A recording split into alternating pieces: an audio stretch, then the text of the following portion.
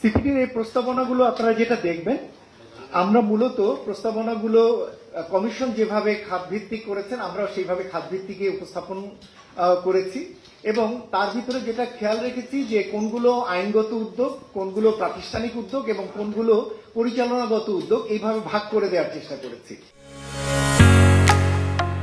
ঢালাইয়ের সেরা premier cement এবং একই সাথে কোনগুলো স্বল্প, কোনগুলো মধ্য এবং কোনগুলো দীর্ঘমেয়াদী সেটাও আমরা আনুমানিক একটি প্রস্তাবনা দিয়েছি